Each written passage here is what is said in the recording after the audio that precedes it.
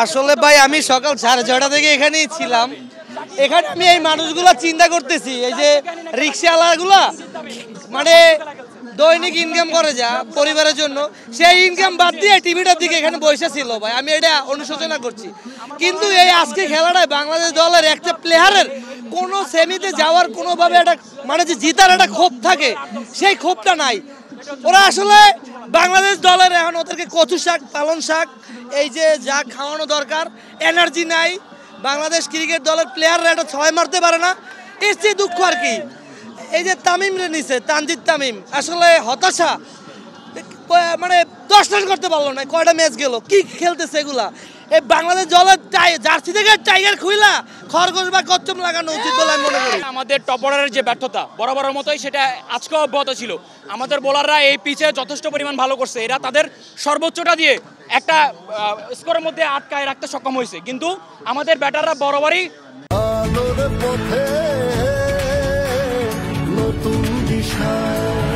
ব্যর্থতার পরিচয় দিয়ে গেছে। এবং আমাদের যে বলতে হয় যে আমাদের এই যে অভিজ্ঞ ব্যাটসম্যান সাকিব আল হাসান, সে আজকে গোল্ডেন ডাক মারছে, তার দায়িত্ব নিয়ে খেলা দরকার ছিল। তানজিদ তামিম সে বরাবরই ব্যর্থ, আজকেও সে ব্যর্থ। লিটন দাস হয়তো বা একটু পর্যন্ত নিয়ে গেছে, কিন্তু শান্ত বলেন, সৌম্য বলেন, সবাই আসলে ব্যর্থ। মাহমুদুল্লাহ রিয়াদ বলেন, সবাই আসলে ব্যর্থ।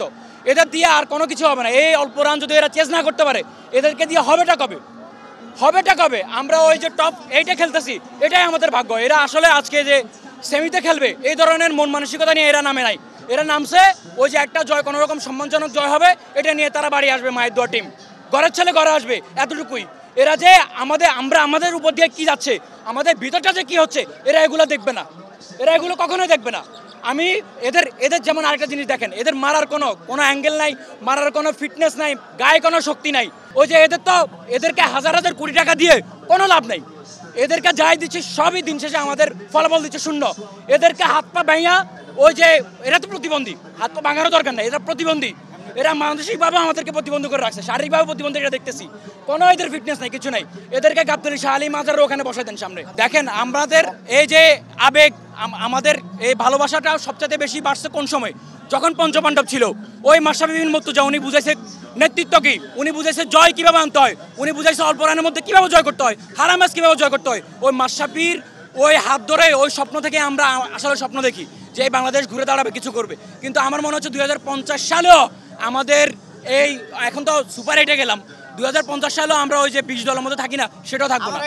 সরকারের কাছে আমি একটাই দাবি করব, এই বাংলাদেশের আবেগ নিয়ে যারা 25 বছরেও এই বাঙালিদেরকে একটা শিরোপা দিতে পারে নাই, যেখানে বিশ্ব সেরা সাকিব আল হাসান, যেখানে বিশ্ব সেরা অনেক কিছু আমাদের এখানে আছে, যেখানে এত আমাদের ব্যক্তিগত অর্জন, এত কিছু আমরা, আমাদের সাথে দিন শেষে আমাদের সাথে আমাদের আবেগের সাথে ভালোবাসার সাথে এরা খুব প্রতারণা করতেছে।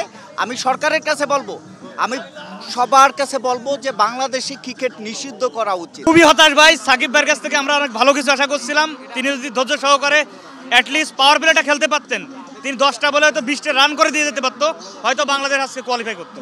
সাকিবের কাছে কোনো প্রত্যাশা নাই। আমরা চাচ্ছি ও দেশে এসে ওই সব ধরনের ফরম্যাট থেকে অবসর নিয়ে নেই। কর্মরত প্লেয়ার আমরা চাচ্ছি না।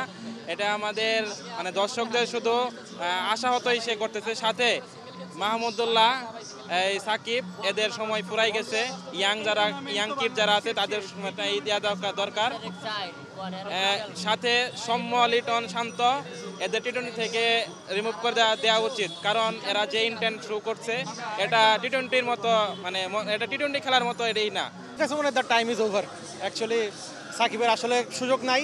আমার কাছে মনে হয় সাকিবের যে এখন ফিটনেস বা তার যে চোখের যে অবস্থা, সেটা আপনারা হিসাব মানে ভালো করে খেয়াল করলে দেখবেন যে ডাক্তারও বলে দিয়েছে যে তার আসলে তার যে চোখের যে প্রবলেমটা, সেটা আসলে পুরোপুরি রিকভার হবে না। তো আমার কাছে মনে হয় না এই স্টেজে, এই লেভেলে এখন এই পেসে খেলার মতো অবস্থায় সাকিব আল হাসান আছে। হয়তো আমার মানে সিক্স সেন্স বলে সাকিব হয়তো ওয়ার্ল্ড কাপের পরে কোনো একটা ডিসিশন নিতে পারেন, কারণ he is not contributing anymore in this team. বিষয় এমন আছে যে আপনার এক্স, মানে আপনি ফার্স্ট টাইম যদি আপনার হয়ে থাকে, ওই আপনার এক্সের কথা আপনার বারবার মনে পড়বে, যতবার লাইফে যতবারই আপনি প্রেমে পড়েন। তো বাংলাদেশ হচ্ছে আসলে আমাদের কাছে ওই ফার্স্ট প্রেমের মতো, যতবারই শেখা খাই, তারপর আবার আসি, আবার শেখা খাই, এ আর কি বলবো।